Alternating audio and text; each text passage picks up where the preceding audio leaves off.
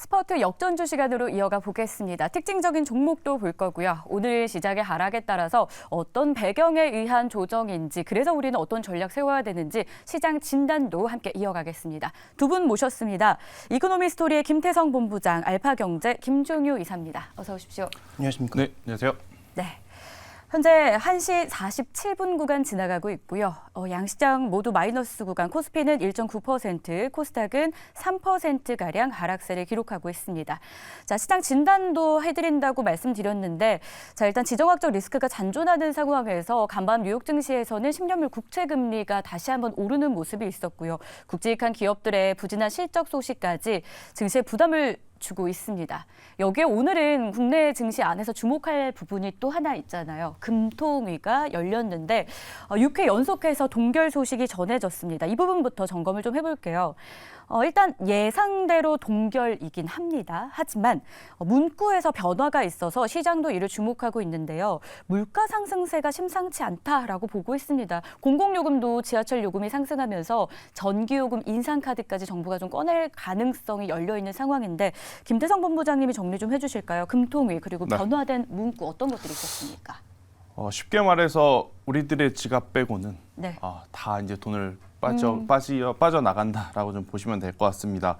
뭐 전기료, 가스, 여기에 이제 이 공공교통수단 가격 인상에 대한 부분은 이미 작년부터 혹은 올해 초부터 계속해서 이어져 왔던 부분인데, 네. 또 여기서 이제 추가적으로 상승에 대한 압박들이 지금 나타나고 있는 상황. 뭐 전체적으로 지금 중동의 지정학적 리스크라는 이벤트가 발생이 돼버렸죠. 추석 연휴가 지나고 나서. 그러다 보니까 예기치 못했던 이슈 발생에 따른 지금 부담들이 계속해서 이제 시장에 영향을 받고 있는 상황이다라고 좀 보시면 될 것 같습니다. 실질적으로 지금 유가의 가격이 사실 이제 처음에 중동의 지정학적 리스크가 나왔을 때만 하더라도 크게 변동성은 없었거든요. 하지만 이제 또 최근 보면 또다시 흐름들이 지금 올라가고 있는 그런 모습들을 좀 나타내고 있다 보니 아무래도 이제 공공요금에 대한 인상 압력은 충분히 더 강해질 수밖에 없다라는 생각이 들고 있고, 지금 우리나라 시장이 가장 애매한 건 금리에 대해서 올릴 수도 없고 그렇다고 안 올릴 수도 없고, 지금 이러한 위치에 지금 처해져 있는 상황이다 보니까 네. 투심 자체가 악화될 수밖에 없는 그러한 이슈들이 지금 나타나고 있다. 이렇게 설명 한번 드려보도록 하겠습니다. 그렇습니다. 일단 금통위 안에서 변화된 문구 저희가 하나씩 좀 체크를 했는데요. 또 하나 점검할 부분이 유가랑 관련된 부분이더라고요. 이팔 전쟁 확전에 대한 불안감도 문구에 등장을 했고요. 한은이 올 하반기 국제유가 브렌트 기준으로요, 84달러를 전망했었다고 하더라고요. 현재 87달러에 달하고 있는 상황인데, 유가 전망은 그럼 어떻게 해야 되겠습니까? 네, 지금 전망을 할 수 없는 게 가장 큰 부담이죠. 왜냐하면 뭐 바이든 대통령이 가면서 이스라엘 하마스 관련된 분쟁이 무언가 조금 결론을 낼 수 있지 않을까라는 기대를 가졌던 것도 사실인데, 지금 진행되는 상황을 지켜보면 뭐 바이든 대통령이 갔다고 해서 국무장관으로 해결이 안 돼서 대통령이 직접 갔는데도 해결을 할 가능성이 별로 없어 보이는 4인 회담도 무산된 상황이고요. 이집트 대통령과의 회담을 통해서도 얻어낸 것도 20대 정도의 트럭 공급? 뭐 이 정도가 미국 대통령이 가서 낼 수 있는 결과물인가를 살펴봤을 때는 일단 그 변수를 우리가 정확하게 측정할 수가 없다라는 게 가장 큰 부담 요인인 것 같습니다. 그래서 실제로 유가가 그렇게 뭐 급등하고 있지도 않은 상황이지만 시장에서 느끼는 어떤 불안감이라든지, 그리고 금리로 표현되는 그럼에도 불구하고 미국 경제는 그렇게까지 나쁘지 않은 상황들, 이런 요소들이 결국 부담으로 다가오고 있고, 오늘 우리 시장이 더 충격을 받고 있는 것은 아무래도 테슬라나 이런 상대적으로 부진한 실적으로 주가가 변동성을 보이고 있는 종목군들의 영향까지 확대되고 있다고 봐야 되겠죠. 그래서 이런 여러 가지 이유로 인해 매수 세력이 지금 또 사라지고 있는 상황이기 때문에 소폭의 매물만으로도 증시의 급락이 나타나고 있는 상황입니다. 그러면 반대로 올라오기도 비교적 쉬워 보이긴 하지만, 문제는 그 저가 매수를 자극할 만한 요인들이 쉽게 생길 것이냐. 그 하마스와 관련된 분쟁은 뭐 내일이면 끝나고, 그 다음에 뭐 금리는 금방 가라앉고, 이런 게 나타날 것이냐를 우리가 특정할 수 없다는 게 지금 구간에선 가장 큰 부담인 거죠. 그래서 오늘 저녁에 있을 제롬 파월 의장의 얘기에 네. 주목할 수밖에 없는 상황이고요. 오늘 제롬 파월뿐만 아니라 굉장히 많은 연준 위원들의 얘기가 거의 뭐 시간대별로 줄이어서 나옵니다. 네. 그래서 뭐 가장 중요한 것은 제롬 파월이겠지만 이런 여러 연준 위원들의 발언이 기존의 어떤 그런 완화된 구조를 이어갈 것이고 거기에 확실히 제롬 파월이 방점을 찍어줄 것인기가 단기 반등에 있어서는 중요한 포인트가 될 것 같고요. 그 반등의 강도를 결정하는 것은 아무래도 내일 미국 채 금리가 얼마만큼 다시 눌리느냐 여기에 좀 달려있지 않나 이렇게 볼 수 있을 것 같습니다. 참 예상을 못하는 게 가장 어려운 상황이다라는 부분이 많은 분들이 공감하시지 않을까라는 생각이 들어요. 소화할 이슈가 오늘도 참 많았는데 간밤에 이제 또 오늘이 지나고 밤에 연준 의원들의 발언이 이어지게 되면 이조차도 내일장에서 우리가 소화를 해내야 되기 때문에 눈여겨볼 필요가 있지 않을까라는 조언도 이어지고 있는 상황인데요. 하나 더 체크를 해볼까요? 금통위가 주목하고 있는 부분 중 하나가 가격 부채. 결국 가계부채가 증가하면서 긴축을 또 길게 유지해야 될 수 있다라는 말까지 연결이 되고 있어요. 긴축이란 단어가 참 이제는 무섭습니다. 그렇죠. 특히나 이제 고금리 상황에 가장 더 지치게 만드는 부분은 장기화 된다라는 부분이 아닐까라는 생각이 듭니다. 많은 이제 투자자분들이 이제 최근에 우리 시장과 지정학적 리스크가 발생하기 전만 하더라도 그래도 올해 초보다 올해 여름보다는 조금은 더 나아진 겨울 혹은 내년을 좀 바라보면서 아무래도 이제 비안전자산 시장에 대한 관심도가 계속해서 이제 높아져 있던 상황이었었거든요. 물론 10년물 국채 금리에 따라서 뭐 여러 가지 대내 변수는 물론 있었겠습니다만 그래도 개인 투자자들의 투심이 이렇게까지 얼어붙은 그러한 상황은 아니었는데 아무래도 이제 지정학적 리스크가 불거지고 이러한 것들이 또다시 지표에 영향을 주고 금리에 영향을 주고 투심에 영향을 주는 그러한 상황들이 연출이 되다 보니 하반기까지 우리나라 시장의 가장 큰 문제는 아무래도 이 거래대금의 감소로 이어질 가능성이 높지 않을까라는 생각이 들어요. 거래대금이 많아야지만 여러 가지 종목이 한 번에 같이 움직이는데 거래대금이 많지 않으면 일부 몇 종목 외에는 굉장히 좋지 못한 모습을 보일 수밖에 없는 그러한 흐름이라서 지금은 그 어느 때보다도 선택과 집중을 조금 잘 하셔야 될 때가 아닌가라는 의견 한번 드려보도록 하겠습니다.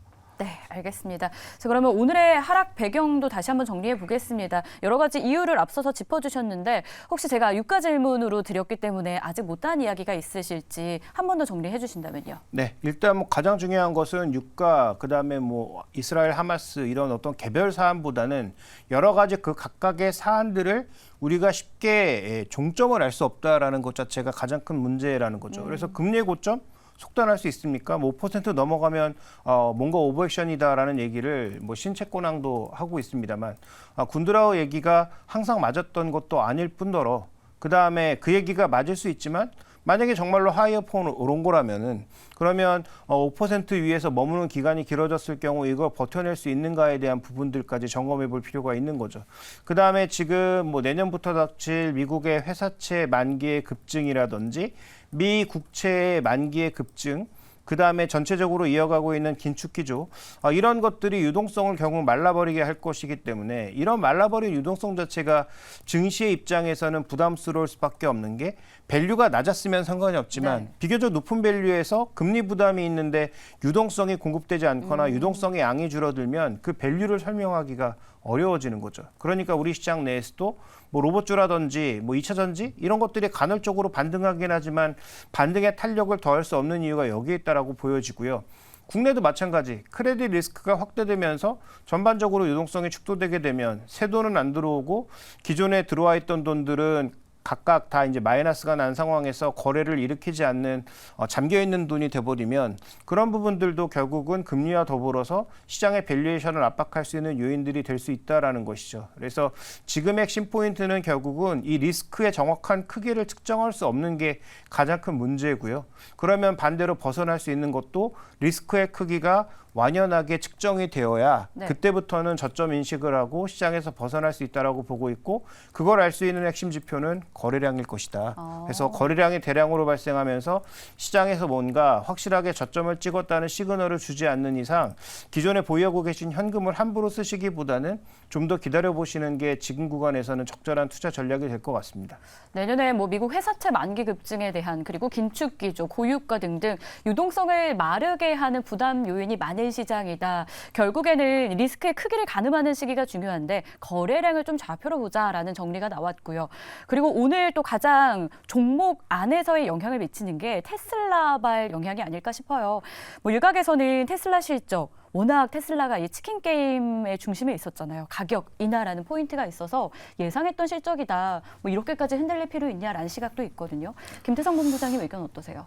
일단 2차 전지 혹은 전기차의 흐름은 지금 굉장히 민감할 수밖에 없을 것 같습니다. 네. 아무래도 이제 성장성에 높은 점수를 줬고 그 성장성을 눈에 보이는 숫자를 찍으면서 바로미터가 됐던 기업이 이제 테슬라인데 이번 분기 같은 경우에는 전체적으로 지금 총 매출액도 그렇고 순이익단도 그렇고 그다지 좋지 못한 지금 흐름을 좀 보여줬기 때문에 아무래도 투심의 악화가 더 강하게 지금 나타나고 있는 상황이다라고 좀 보시면 될 것 같은데요.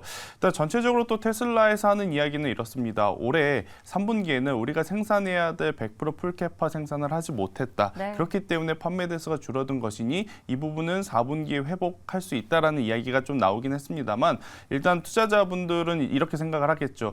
4분기에도 만약 이런 이제 물음표가 붙을 수밖에 없는 겁니다. 그러다 보니 뭐 지금의 가격을 역이용해서 좀 과감하게 트레이딩을 하시기보다는 분위기를 좀 살펴봐야겠다라고 이제 투심들이 어느 정도 관망장세로 돌아선 것이 가장 큰 이 아킬레스건이 아닌가라는 의견 한번 드려보도록 하겠습니다. 정리해 보겠습니다. 그럼 저희는 이런 상황에서 오늘 전략 어떻게 세워봐야 될까요? 두 분께 각각 여쭈고 싶은데 먼저 이사님의 의견부터 들어볼까요? 네, 일단은 뭐 지수가 여기가 저점일 수 있습니다만 네. 그 단기 낙폭이 과대할 수 있습니다만 지금은 먼저 움직이기보다는 한 발 늦게 움직이는 것이 좀 낫지 않을까. 뭐 이미 주식을 꽤 많이 보유하고 계신 분들이라면 뭐 추가적으로 지금 움직일 여력은 없을 것으로 보입니다만 만약에 현금을 가지고 계신 입장에서 최근의 하락이 과도하니까 지금부터 베팅 시작 이렇게 단순하게 생각하시기보다는 아까 언급드렸던 대로 정확한 리스크의 측정이 어렵다라는 것이 가장 큰 어려운 과제이기 때문에 자 이런 과제가 조금 뭔가 방향성이라도 보이기 이전까지는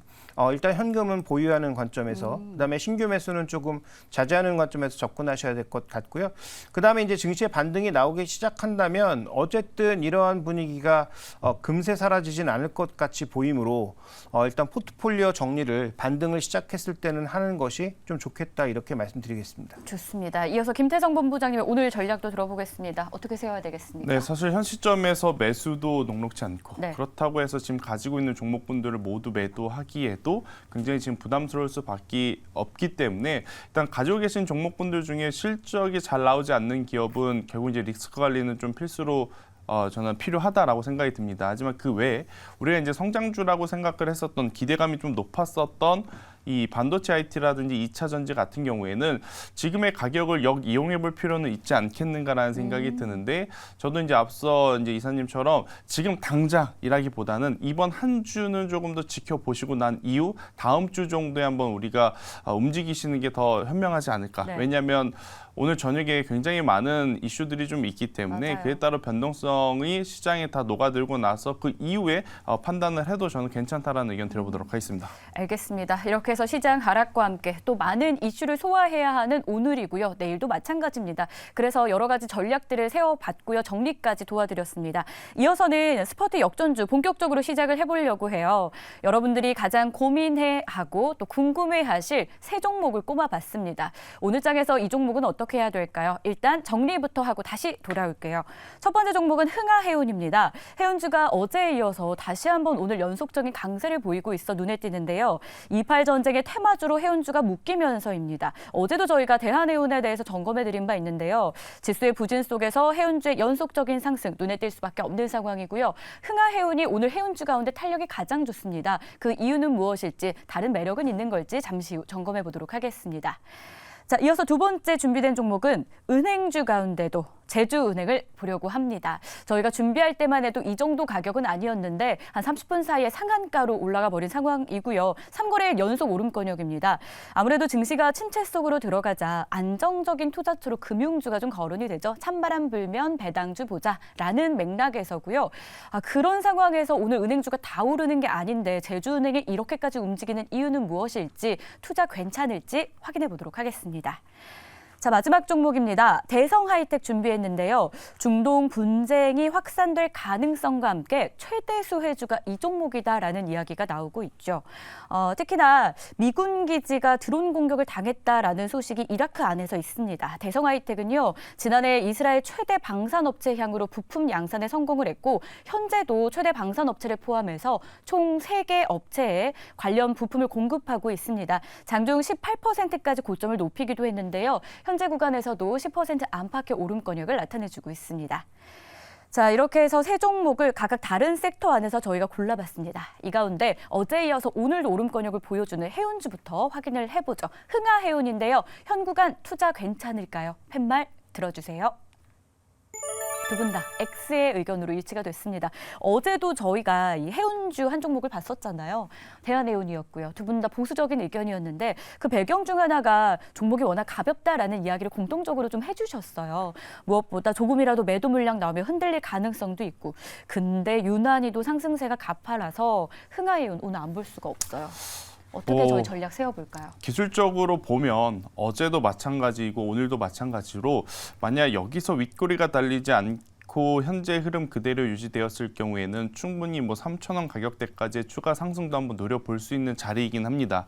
하지만 이제 우리가 테마를 볼 때 그 테마의 연속성이라든지 지속성을 고려 안 할 수는 없거든요. 지금 이제 바이든 대통령이 외교가 실패했다라는 평가를 받든 안 받든 일단 중동 쪽에 가서 여러 가지 이슈들, 이벤트들을 좀 만들어내고 있는 상황이라서 하루아침에 또 좋아지는 이슈들, 좋아지는 뉴스들이 또 나올 수도 있는 상황이 발생이 될 수도 있거든요.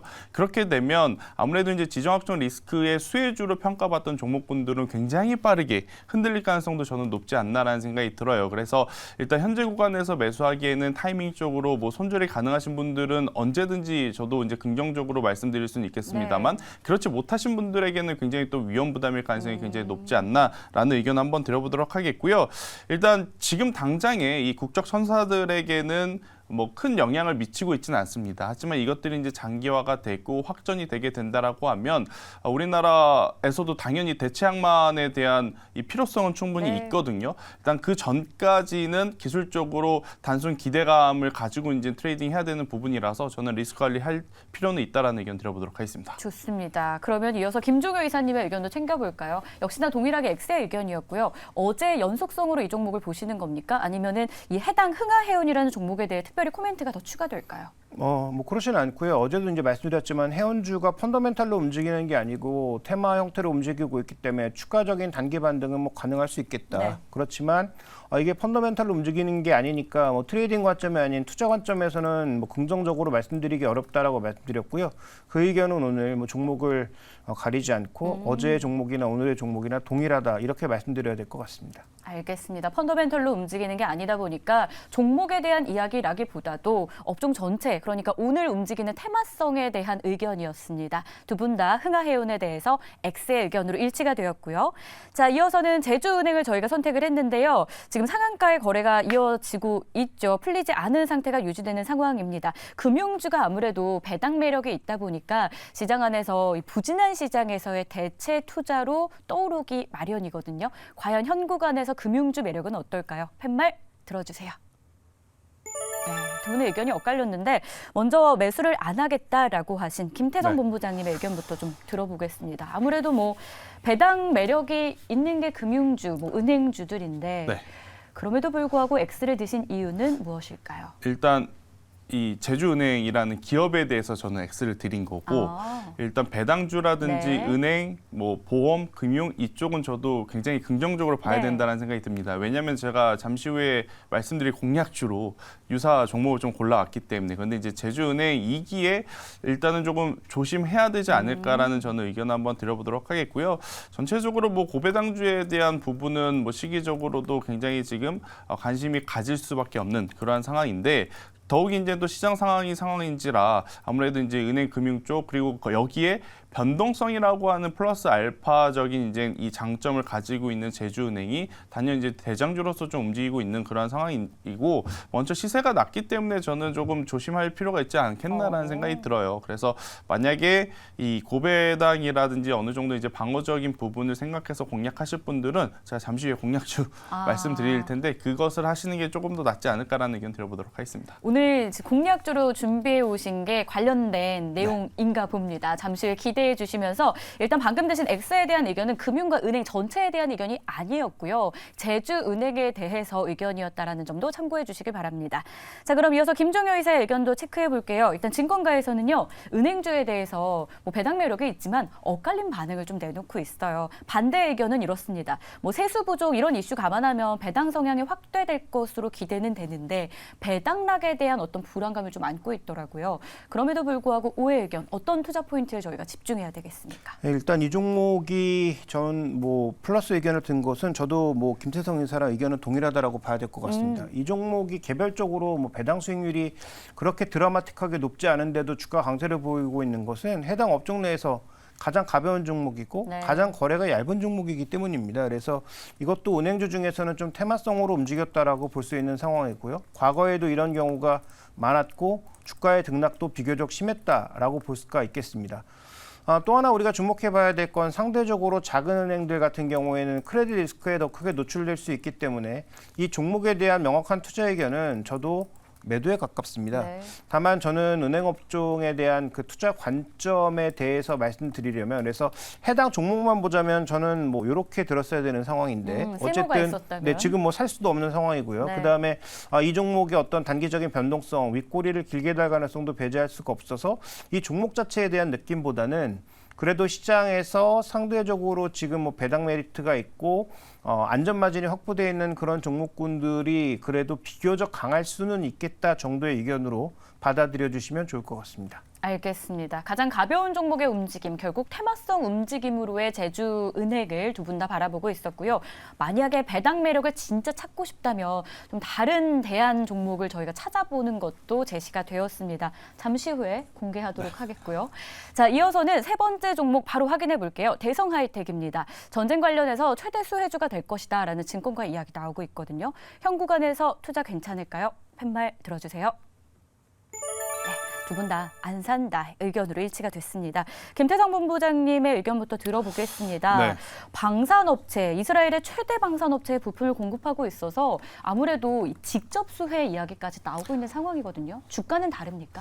일단 우리나라 지금 상장 기업 중에는 유일할 겁니다. 네. 근데 이스라엘 쪽으로 실질적으로 지금 매출이 나오고 있는 쪽은, 근데 그런 것들이 이제 부각을 좀 받으면서 사실 지금 구간보다 더 좋은 시세를 낼 가능성도 저는 충분히 있다라고 좀 보여져요. 하지만 제가 앞서 해운주 이야기할 때도 드렸지만 지금 현재 이제 미국 바이든 대통령이 넘어가 있는 상황이기 때문에.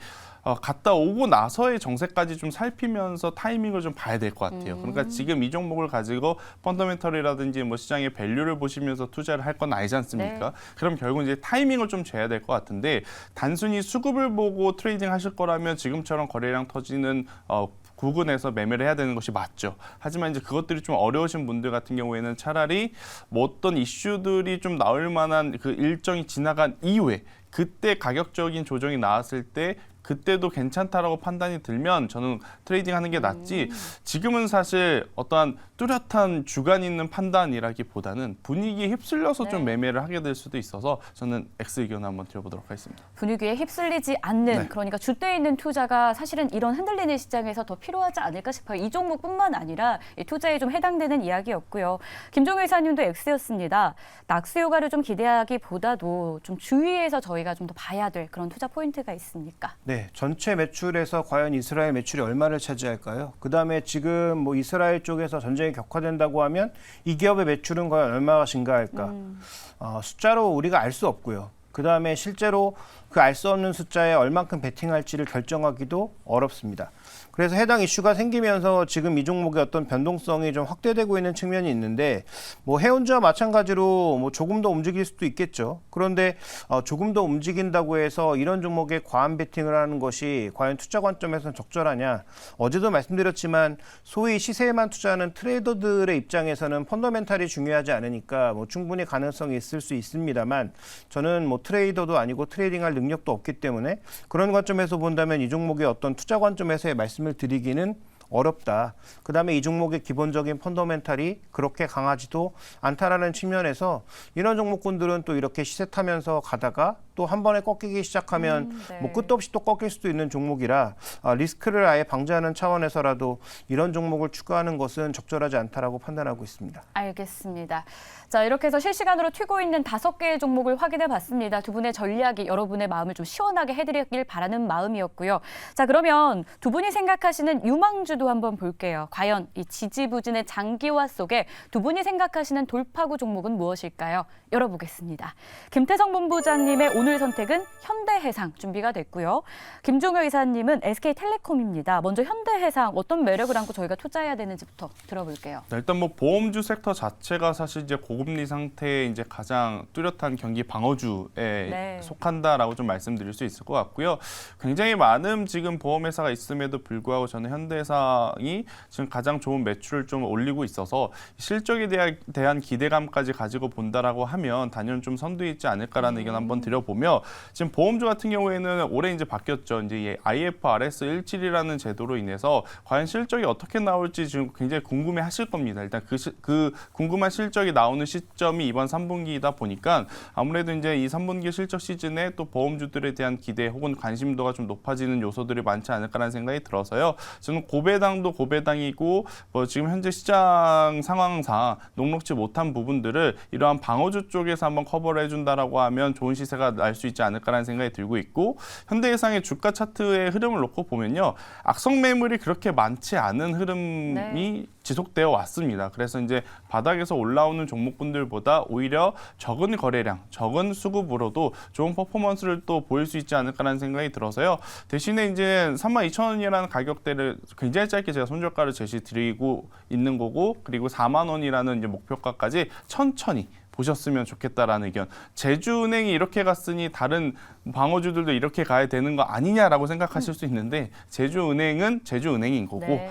저는 그 외에 이제 방어주들은 조금 더 천천히 보시는 게 맞지 않을까라는 의견 드려보도록 하겠습니다. 방어 성격을 띠고 있는 보험주 안에서도 현대해상에 대한 매력을 저희가 찾아봤습니다. 그럼 이어서 SK텔레콤의 의견도 챙겨보겠습니다. 어떤 투자 포인트 있습니까? 네, 보통 우리가 통신주 하면 방어주라고 생각하죠. 네. 방어주로서도 매력이 있습니다. 현재 구간에서도 매력이 있고요. 물론 뭐 배당 수익률은 중간 배당이 있었기 때문에 기말 배당만 받으면 지금 뭐 그 흔히 보는 네이버 이런 데 찍혀 있는 그 정도의 배당 수익률을 기대할 수는 없죠. 네. 그렇지만 지금 현재 구간에서 기간으로 한 2, 3개월 정도 투자해서 뭐 한 3% 내외의 어떤 단기 수익률을 얻을 수 있다면 그것도 전 나쁘지 않은 투자 대안이라고 보고 있고요. 더 중요한 건 이 SK텔레콤이 최근에 여러 가지로 부각받고 있는 것은 의외로 AI 쪽에서 여러 가지가 부각되고 있다. 그런데 우리가 흔히 얘기하는 뭐 챗GPT류의 그런 생성형 AI라기보다는 네. 산업과 연관되어 있는 부분, 그다음에 뭐 보유하고 있는 서버를 기반으로 하는 클라우드 부분에 있어서의 어떤 AI의 가능성, 그다음에 지금 SK텔레콤이 하고 있는 여러 가지 신사업 중에 UAM이라든지 뭐 통신과 관련된 여러 가지 B2X 사업들이 생각보다 꽤 많이 벌이고 있다는 거죠. 그래서 여기서 B2X라고 하는 것은 B2G와 B2B를 의미합니다. 네. 그래서 기존의 B2C 업체였던 통신업체들이 빠르게 B2B, B2G 업체로 바뀌려고 하고 있는데 그런 관점에서 저는 매력이 있다라고 판단하고 있고요. 그래서 목표 가격은 6만 원, 손절 가격은 한 4만 7천 원 정도에서 접근하시면 좋을 것 같습니다. 좋습니다. 이렇게 해서 두 분의 관심주까지 저희가 알아봤습니다. 현대해상, SK텔레콤이었고요. 이상으로 스포츠 역전주 두 분과 함께하는 시간을 마무리할게요. 오늘 말씀 고맙습니다.